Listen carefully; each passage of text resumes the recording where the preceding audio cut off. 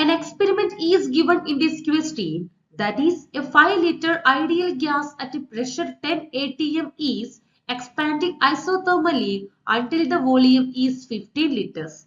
We have to find out the correct statement regarding the work done and the heat energy absorbed or released during the process. First of all, let's find out the quantities of the work done and heat energy absorbed or released during the process. This is an isothermal process, so we can say temperature is not changing.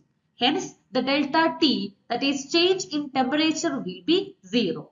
We have the equation to find out the internal energy of a system. Delta U is equal to N into Cv into delta T. Here N is the number of particles, Cv is the heat capacity at constant volume, and delta T is the temperature.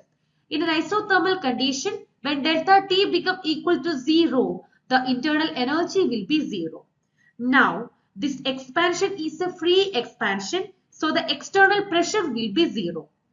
When pressure becomes equal to 0, we can write the expression for work done, that is equal to minus P external into delta V, that will be again 0. From the first law of thermodynamics, we know that the internal energy delta U is equal to Q plus W. Here Q is the heat energy and W is the work done.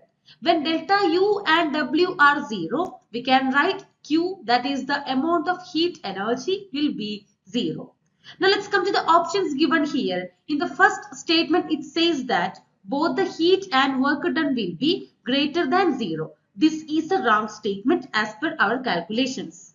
The second statement says that the heat absorbed will be less than 0 and work done will be positive. This is again wrong. And the third statement says that work done will be 0 and heat will be also 0.